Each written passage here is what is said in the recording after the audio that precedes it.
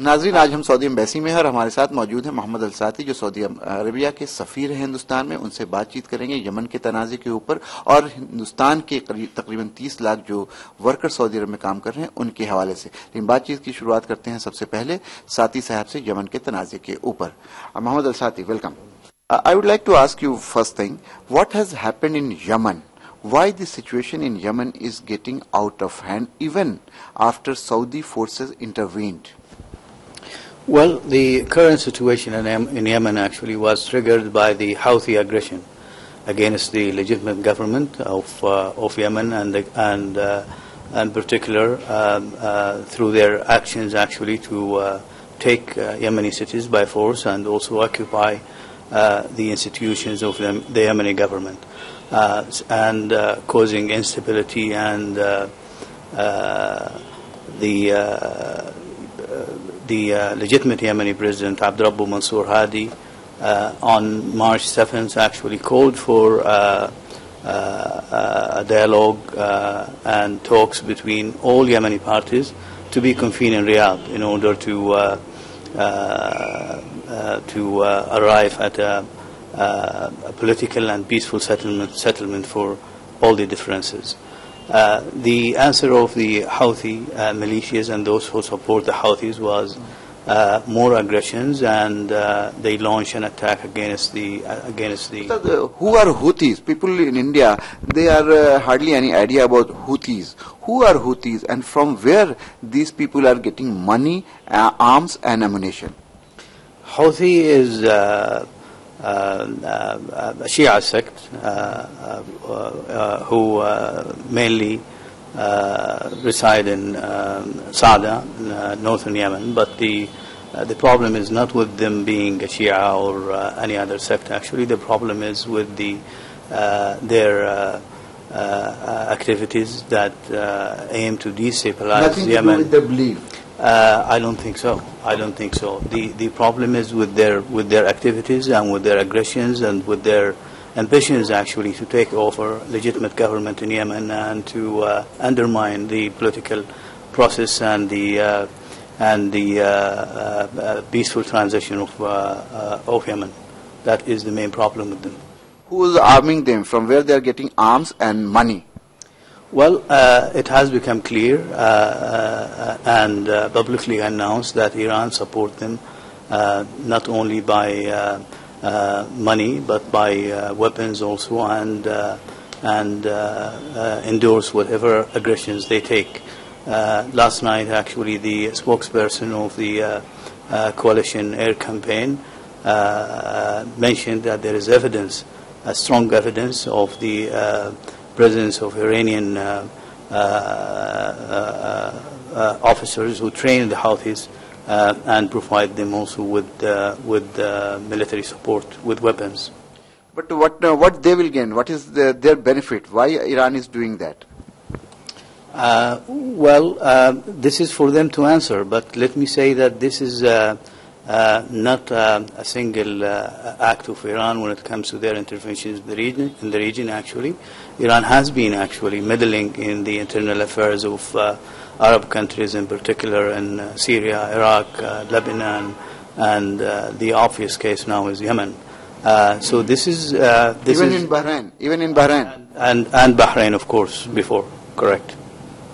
So this is the policy that they're pursuing, and the outcome of this policy is actually instability and shaking up of the social structure of the societies of Arabs in these countries, and causing instability to the region. But Iran is saying that this problem has nothing to do with Shia-Sunni problem. Houthis who are Shias, they have not been given their proper rights in Yemen. And this is what they say about people in Qatif in Saudi Arabia, in Bahrain. So they think that Shias who are living in Sunni countries, they are being denied their due rights. And that is why they are picking up arms. What do you say? Yeah. Well, let me say first that this principle of talking about other minorities rights in other countries is very dangerous. And I don't think any country, with a wise policy would allow itself actually to claim a right to intervene in the affairs of other countries in order to protect minorities that in a way or another sympathize with them. Iran itself has so many minorities, and I think they have to be very careful when they address this issue. And this is wrong in principle. That's number one. Number two, as you said, that minorities in different part of the Middle East, they belong to their country. They belong to their own countries, to their mother countries. They do not belong to a foreign country, which is Iran in this case. So their loyalty should be there to their own country, and I think it is the case always, and especially in the case of Bahrain, where you pointed out. National issues should be always addressed between or within the framework of the national. Absolutely, and outside intervention is not only wrong in principle, but also bring about catastrophic outcomes. Their intervention in Yemen actually and support for the Houthis has led to the situation we are in today, and the Houthis now committing an aggression against the Yemeni people, against the legitimate government of Yemen, and occupying the institutions of the Yemeni governments. Not only that, actually, lately reports came from Yemen actually showed clearly that the Houthis carried out an attack against civilians, against civilian neighborhoods in Aden, in Dala and Al-Mualla and so on. But Ustad Saty, they are saying, the Houthis are saying that many civilians have been killed in Saudi air attack also, and they are citing example of one refugee camp which was bombed. Let me refer you here to the daily brief of the spokesperson of the air campaign, the coalition air campaign, in which he pointed out clearly that the military targets that are being hit by the air campaign is carefully selected, and the strikes are being conducted precisely. We haven't seen any credible report that shows the military campaigns or military aircrafts of the coalition hitting civilian areas. On the contrary, what we see is a chilling and bombardment by the Houthis against civilian neighborhoods in Aden, in Dala, in Al-Mualla, and so on. There were also street fightings between Houthis and resistance of the residents of these civilian neighborhoods. There where most of the casualties happens actually, and this has been reported not only by reporters from inside Yemen, but also by Yemenis themselves, who sent reports and pictures of the victims of the Houthi aggressions.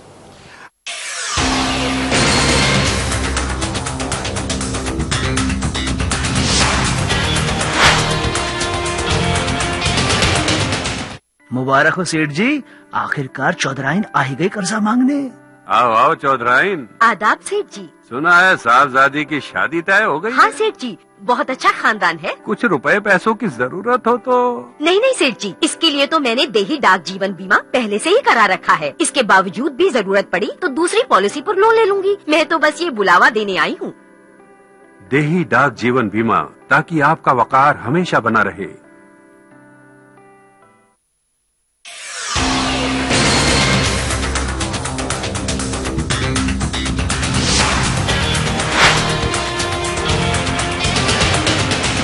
Ustad, Iran is saying that what Saudi Arabia is doing in Yemen is interfering in the internal matter of Yemen, which is a separate sovereign country.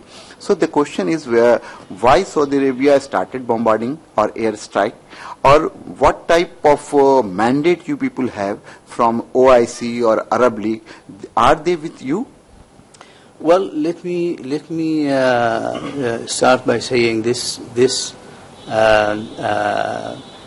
coalition reaction or intervention actually was in an answer to a call and appeal by the legitimate president of Yemen, Abdurrabbu Mansur Hadi. Yes, Abdurrabbu Mansur Hadi on March 23rd actually sent a letter to custodian of the two holy mosques, King Salman bin Abdulaziz Al Saud, and to the leaders of the GCC countries, urging them to help Yemen and protect the Yemeni people from the aggressions and from the takeover of the Houthi militias, which is going to bring about complete lawlessness and lack of security in Yemen. So in answer to this request, Saudi Arabia and other coalition partners decided actually to intervene. This is not only a legitimate answer to a legitimate call actually, but it's also in accordance with the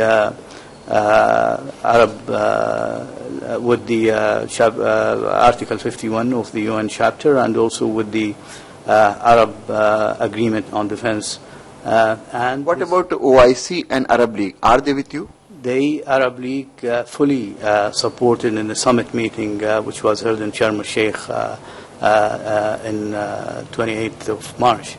They fully supported the coalition efforts, and also OIC issued a statement supporting the coalitions to bring about stability and security to Yemen and to protect the Yemeni people. Ustad, there is a big question that air strike can't curb or finish the movement there, and we are also witnessing that a lot of people are coming on the street, and they are supported by so many people like Houthis, and then there is one former president who is also supporting.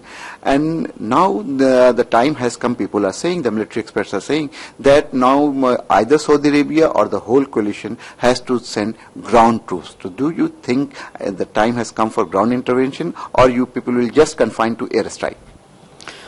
What I can say at this point is the air campaign is doing well, and this is the stage where we are at. And whenever there is a need for extra measures, I think it will be looked at and considered. But at this point of time, there is no plan for ground intervention. The current phase is for air campaign. The current phase is for air campaign. But how long this air campaign is going to last? And after that, when the air campaign is over, how you people will install once again Mr. Mansur Abu Hadi as President of Yemen, legitimate President of Yemen? Well, let me just say something here. President Hadi is still legitimate President of Yemen. But he is always, mostly outside the country. He was in Saudi Arabia, then he went to some other place. Well, let me take you back actually to the UN statement on the situation in Yemen, and that was on March 23rd, when they supported the legitimate President of Yemen, Abdurrabbu Mansur Hadi, and condemned the aggression of the Houthi militias and those who try to obstruct the peaceful transition and bring about instability in Yemen.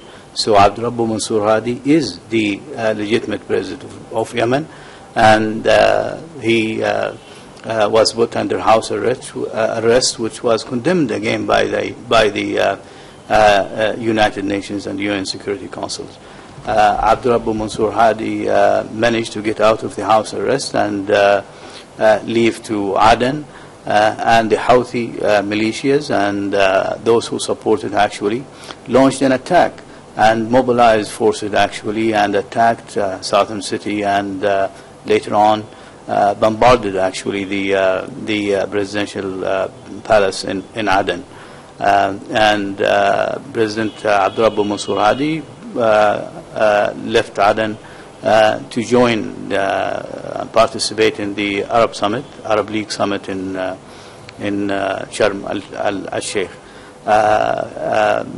He is for surely will go back to Yemen whenever the circumstances allows, and that doesn't mean that he's not in a way or another anymore legitimate president. He is the legitimate president. But Ustaz Saty, is there any chance that after this air strike or air intervention is over, that you people will invite those who are fighting there on the negotiating table? And is there any, because people know the world in 21st century cannot sort out the issues simply by air strike or ground operation. You have to negotiate with people. So is there any plan to negotiate with Houthis or whoever is fighting against Mansour al-Hadi? Well, the call for negotiation and the call for dialogue and discussions among parties, all parties in Yemen, has been there, and the ones who were trying or who obstructed the peaceful transition and reconciliation between all Yemenis and the implementation of the GCC initiative and its implementation mechanism were the Houthis and their supporters. And the UN Security Council and the Secretary General of the United Nations actually pointed out in their decisions and resolutions actually, and I can refer you to UN presidential statements on August I think 19, in which they condemned the Houthi activities, and also UN Security Council resolutions on November 7th, in which not only condemned the Houthis hostilities and activities aiming at obstructing the peaceful transition and talks between Yemeni parties, but also decided to the UN Security Council designated the military commander of the Houthi and his deputy, and also Ali Abdullah Saleh, as to freeze their assets and to impose a travel ban on them because of their activities obstructing the peaceful transition. Asad, Ali Abdullah Saleh. Let me add something here actually, that also the panel, the expert panels of the United Nations pointed out in one of its reports actually that Ali Abdullah Saleh was not only involved in supporting Houthis to obstruct the work of the legitimate Yemeni government, but also actually he was involved in joint actions between him and Al Qaeda in southern Yemen in operations that were jointly done by loyal to Ali Abdullah Saleh and under his instructions and Al Qaeda in southern Yemen in 2013. That is not me saying this. That's not Saudi Arabia saying this. That is the United Nations expert panel report pointing out this. You mean Ali Abdullah Saleh is having some trucks, some relationship with Al Qaeda, and yes, they are supporting him? Yes, yes. It's not only that. Actually, we have more evidence to that effect. Actually, when the Houthis and militias loyal to Ali Abdullah Saleh took over Al Mukalla city and released all Al Qaeda prisoners in that city. Sir, but one last question. People are of the opinion, of course opinion is divided on Yemen and Houthi issue, that the Houthi problem or any other problem in the Gulf arises or becomes big because Saudi Arabia sides with one group and Iran is certainly at the other hand. So there is a fight in the Gulf, in the Middle East, for supremacy between Saudi Arabia and Iran. What do you say? No, what I say is you cannot really,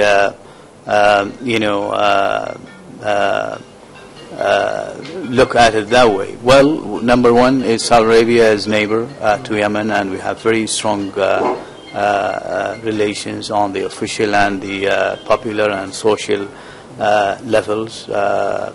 And Yemen is an Arab country, and we are all members of the Arab League, and we have very strong ties and intermarriages and so on. And there is millions of Yemenis who live in Saudi Arabia. So the situation is not comparable with Other countries. With other countries at all. That's number one. Number two is the problem is not with why Saudi Arabia intervened. We intervened actually based on a very legitimate call from the legitimate president of Yemen to protect the Yemeni people. And what we are doing and what we have been doing is to encourage all Yemeni parties actually to participate in the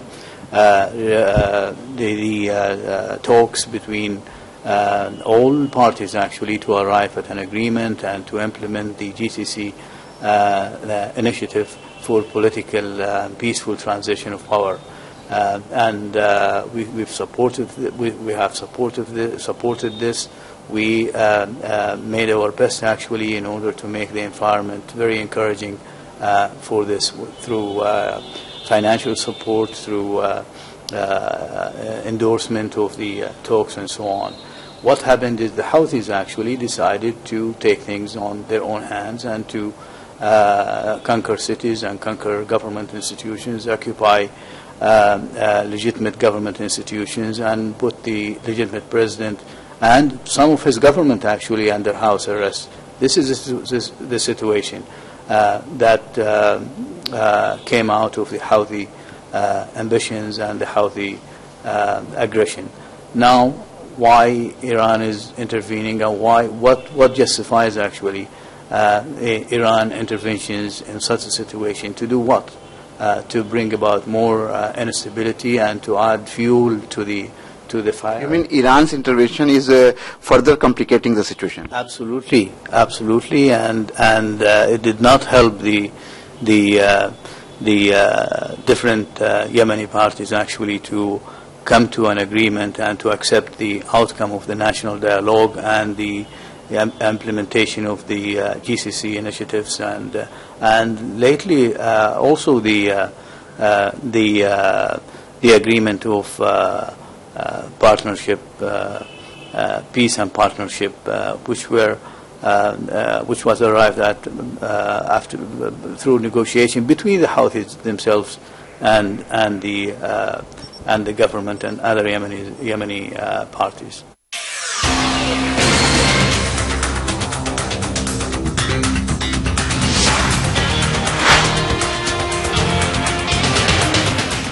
king Ayurvedic तेल जो बना है 16 खास आयुर्वेदिक तत्वों से। रखे मेरे बालों का ख्याल और बाल रहे लंबे, काले और घने। Kesh king, the king of hair oil.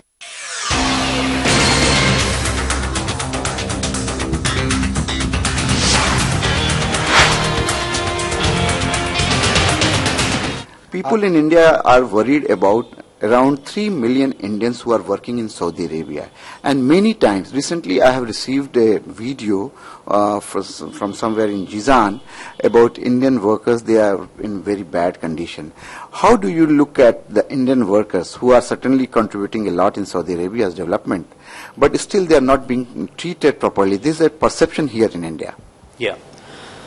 One, let me put it that way, actually, that the Indian expats in Saudi Arabia are very much welcome.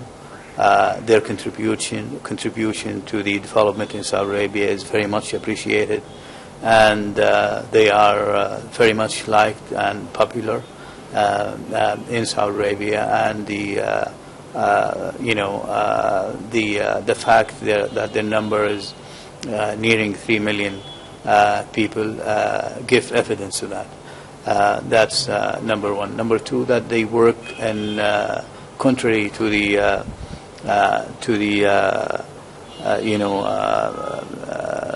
reports here or the Every day there is one report. yeah, that they are not all workers. They are professionals, engineers, doctors, physicians, nurses, managers, and also there is so many investors in Saudi Arabia, in which we, by the way, offer 100% ownership for foreign investors. So the picture is not, negative as is being portrayed by certain cases. We do have very strong and transparent cooperation with the Indian government, and there is agreements and MOUs between the Ministry of Labor of Saudi Arabia and the Ministry of Expats here in India. There is a committee, technical committee, that is tasked with dealing with any difficulties and issues related to all aspects of labor issues. The discussion is continuing and going well, and also inside in the kingdom, actually, we have taken some initiatives, and we shared this with the Indian officials here in order to tackle all the issues that may face the Indian expats there, including designated numbers for complaints and establishing committee to look at disputes and so on. So, if you allow me, looking at the history of the relationship between Saudi Arabia and India, and looking at the history of the presence of Indian expats in Saudi Arabia for many decades, actually, and looking at the number of Indians who currently reside in Saudi Arabia, and their very good image and very good reputation, I think would make us understand that this is a very, very positive thing, and if there is any individual cases, it has to be addressed, it has to be dealt with, and we are ready to look at them and find solutions for them. Ustad, I would like to just interrupt here, that there are many cases in which we have come to know, I have papers also, that one person who was working with one sponsor, he deserted the sponsor, and then he was declared that he is on ghurub, runaway. Yeah. And then the sponsor is saying, no, you are not on runaway, and we will regularize your papers. But still, when they are trying to regularize, Jawazat people, I mean Passport Department is saying go to Ministry of External Affairs, Ministry of Foreign Affairs is saying no, you go to Labor Department, and I know many cases in which people are there suffering for years and their status is still illegal.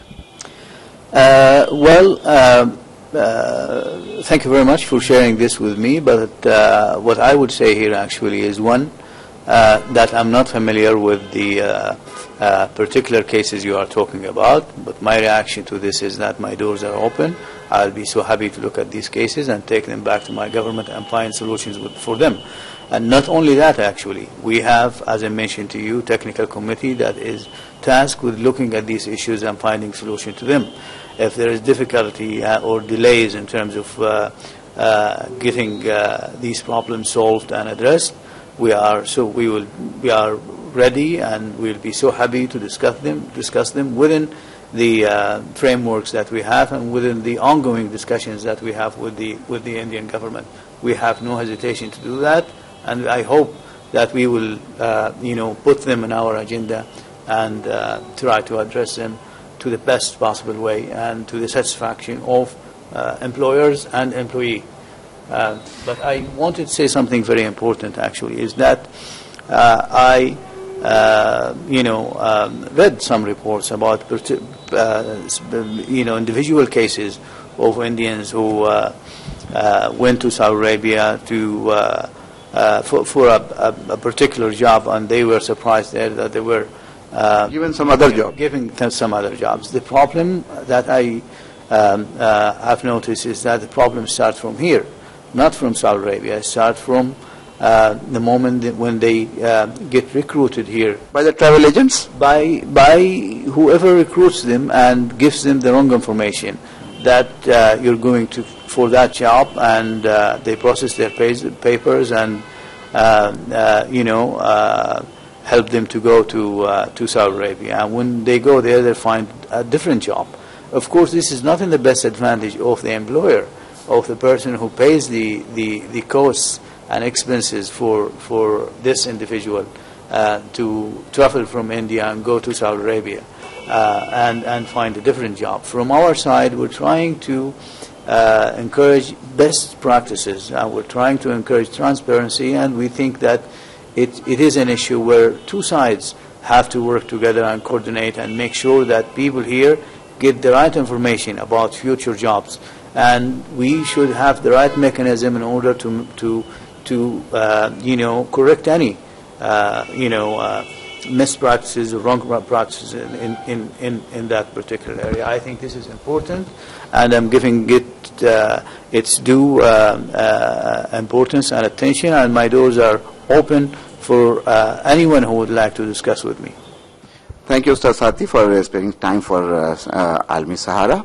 नाज़रीन, हम वही बात कर रहे थे Saudi अरब के सफ़ीर Mohammad Al साती ने. उन्होंने यमन के तनाज़े पे हिंदुस्तानियों के जो काम कर रहे हैं सऊदी अरब में उनके बारे में और हज कोटे के बारे में भी बहुत अहम बातें बताई हैं.